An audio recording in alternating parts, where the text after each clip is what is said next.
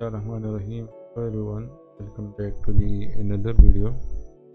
तो आज इस वीडियो में हमने एमसीक्यूज 63 से अप टू 72 एमसीक्यूज हमने डिस्कस करने. So the MCQ 63 is frequency of the applied voltage is 100 radian per second. L is given to you, that is 10 to the power minus 2 Henry, and C is 10 to the power minus 2 Farad. Then active power is dash and apparent power is अच्छा यहाँ पे देख लो तो हमें frequency भी given है. Okay, और यहाँ पे फ्रिक्वेंसी हमें रेडियन में गिवन है. Okay, like that's not given in cycle per second. Okay, ये भी हमें गिवन है. तो यहाँ पे हमने एक्टिव पावर को फाइंड करना है, और एक्टिव पावर के जो फार्मूले है that is P is equal to I V cos theta, और जो अपरेंट पावर का फार्मूला है that is equal to P is equal to I V. But यहाँ पे हमारे पास पावर फैक्टर भी गिवन नहीं है. यहाँ पे हमने वोल्टेज हमें गिवन है. ओके, और यहाँ पे हमारे पास रेजिस्टेंस गिवन है, करंट गिवन नहीं है. तो हमने इस टाइप के क्वेश्चन को इस फार्मूले से सॉल्व नहीं करना है, इसको बल्कि हमने डिफरेंट मेथड से सॉल्व करना है.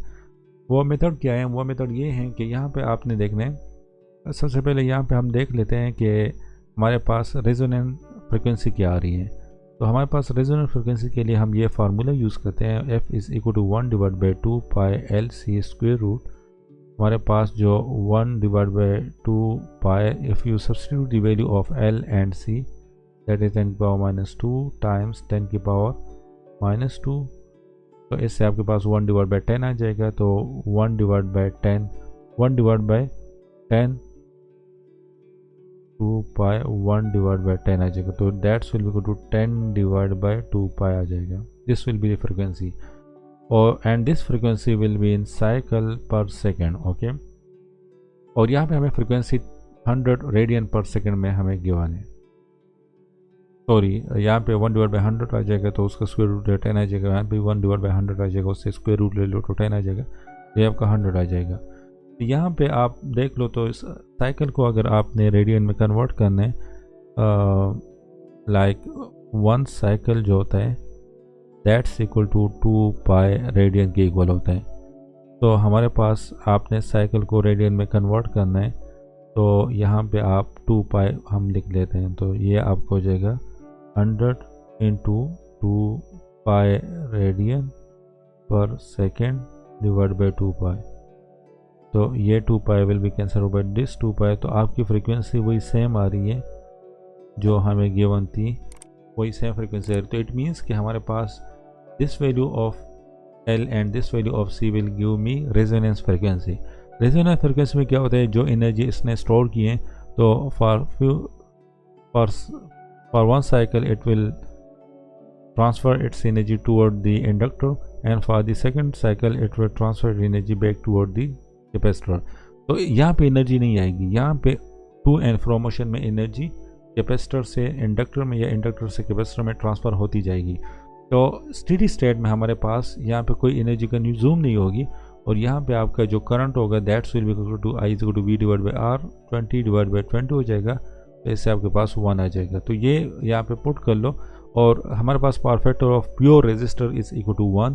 तो ये आपका 1 आ जाएगा. तो यहाँ पे आपका 1 करंट आ जाएगा. वोल्टेज इज़ 20 वोल्ट, तो 20 वोल्ट आ जाएगा. पावर फैक्टर भी 1 है, तो यहाँ पे आपका 20 वाट आ जाएगा. ये सही है, ये आपका एक्टिव पावर आ गया.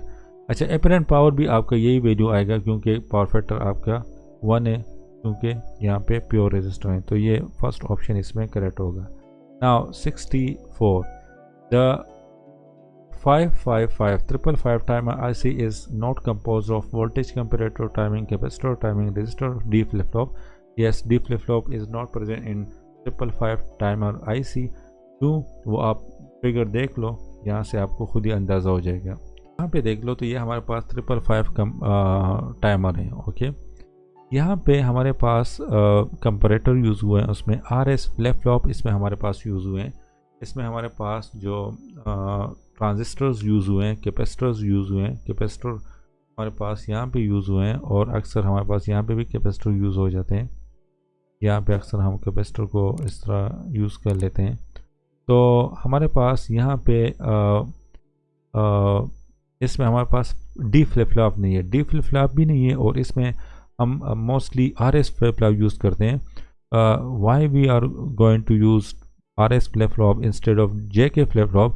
Actually, RS flip-flop has minimum hardware as compared to the JK flip-flop, so that's why it will cover less area as compared to the JK flip-flop.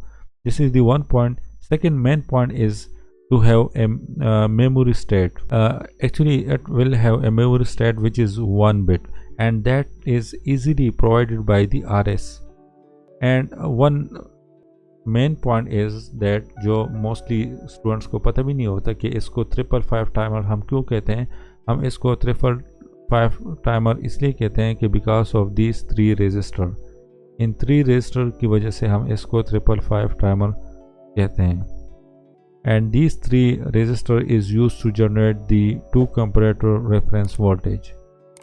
Okay, next MCQ is in R2 2 or later to analog converter, VR is a reference voltage and its value is 8 volt. Reference voltage is given to you, n is the number of bits and its value is 5. Okay, number of bits is given to you, that is 5, 1, 2, 3, 4, 5. If digital number is this, then analog converted value V0 is given by this. So we will need to find the formula by substituting the values. But यहाँ पे हमारे पास इन्होंने formula clear नहीं दिया. इसको मैं आपके लिए फार्मूला क्लियर लिख लेता हूँ.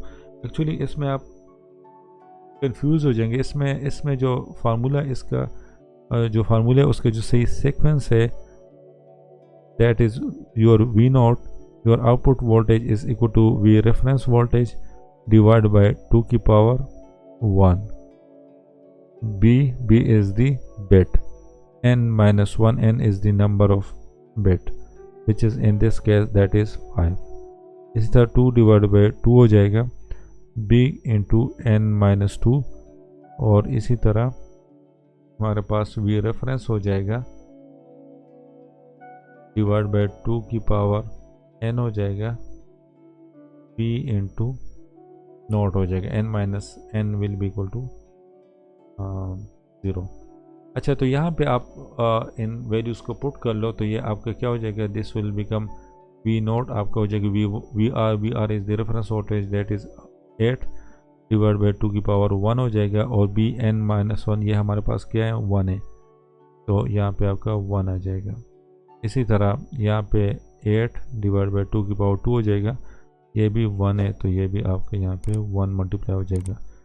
बाकी 0 ज़ीरोज़ हैं, तो ये 0 time anything is equal to 0, तो ये 0 0 आ जाएंगे. ये लास्ट है दैट 8 डिवाइड बाई 2 की पावर 2, 3, 4, 5 हो जाएगा, यहाँ पे 1 आ जाएगा. तो इनको आपने और सिंप्लीफाई करना है, तो इससे आपके पास 8 डिवाइड बाई 32 आ जाएगा. ये हम कॉमन ले लेंगे, इनको फिर आपने सॉल्व करना है, दैट्स विल इक्वल 6.25 वोल्ट.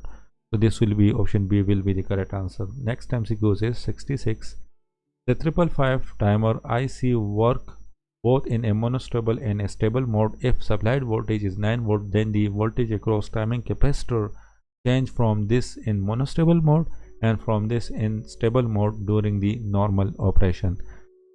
अच्छा, इसको थोड़ा सा डिटेल में देख लेते हैं, but before going to this part, first of all we will need to understand that what is the difference between monostable and astable.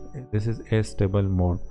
Actually monostable produce pulses when triggered. Okay, it will only produce pulses when it is triggered, and astable mode does not need any input triggering, so it continuously generating pulses. Okay, so no trigger required, and over here you will need to require trigger, just like diode और thyristor में.